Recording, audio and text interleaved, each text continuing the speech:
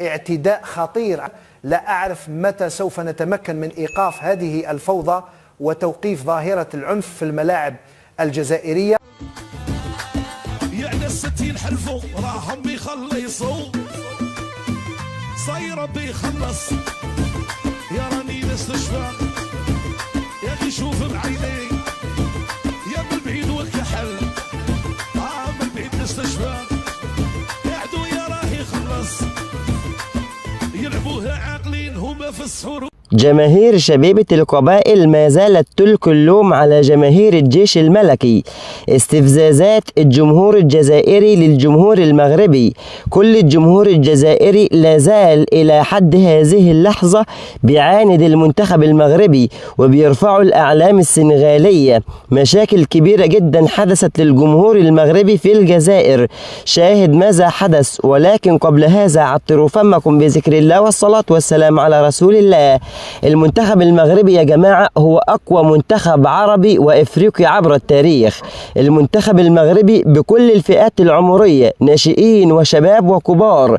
علشان كده انتهت بطولة إفريقيا، انتهى معها الحلم المغربي، انتهى معها فوز ساديو ماني وكل السنغاليين بالبطولة الإفريقية. علشان كده كل الجماهير الجزائرية بتعاند الجماهير المغربية. وطبعا النهاردة مباراة شبيبة القبائل ومباراة فريق العالمي، الفريق الكبير جدا، فريق الجيش الملكي. علشان كده جمهور شبيبة القبائل بيستفز جمهور الجيش الملكي وبيضربوا جمهور الجيش الملكي. المباراة في الجزائر، وعلشان كده بنطالب الاتحاد الافريقي بالتدخل فورا. ماذا يحدث للجماهير المغربية داخل الأراضي الجزائرية؟ أقسم بالله العلي العظيم المنتخب المغربي أقوى منتخب عربي وإفريقي، ويصنف من أقوى المنتخبات العالمية حاليا. من شهر أو من شهر ونص لما بيسألوا توني كروس النجم الألماني نجم ريال مدريد يقول لهم إن المنتخب المغربي مرشح إنه ياخد كأس العالم، ولكن الجمهور الجزائري، الجمهور المصري، الجمهور التونسي، الموريتاني، كل الجماهير العربية والإفريقية بتقول إن المنتخب المغربي ضعيف، وإن المنتخب المغربي ما كانش يستحق إن هو يصعد لنهائي أفريقيا علشان يخسر بالفضيحة القذرة اللي الكل شايفها. وكمان الاتحاد الإفريقي لا زال يدرس ما حدث أثناء المباراة، والاتحاد الدولي لا زال يدرس ما حدث أثناء اللقاء.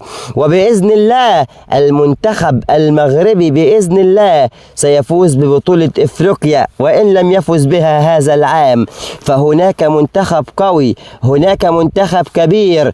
في قادم المواعيد الجميع سيرى ماذا يفعل المنتخب المغربي كما يفعل في البطولات العالمية. أليس المنتخب المغربي الأحق بإفريقيا؟ أليس المنتخب المغربي أن يصنف بأنه أفضل فريق إفريقي عربي عبر التاريخ، وأن اللي المنتخب المغربي وصل له لا ولا يمكن لأي منتخب عربي أو إفريقي أن يصل لما وصل إليه المنتخب المغربي؟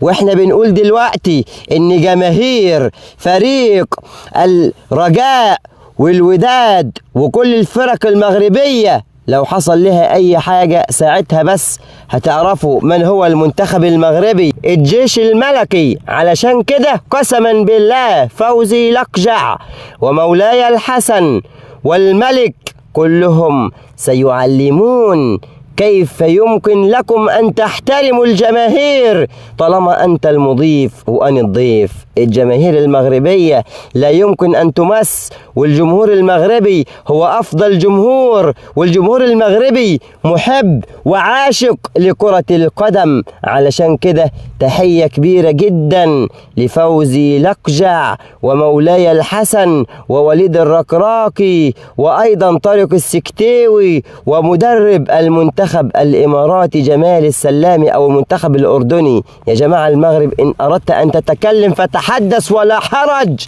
وسيفوز النهاردة فريق الجيش الملكي المغربي بإذن الله على فريق شبيبة القبائل، وبإذن الله في قادم المواعيد عندما نلاقي كل فرق إفريقيا وفرق العرب، خصوصا المغرب، خصوصا المنتخب، وخصوصا الفرق التاريخية للمغرب ستتغلب على الفرق المصرية وعلى الفرق الجزائرية.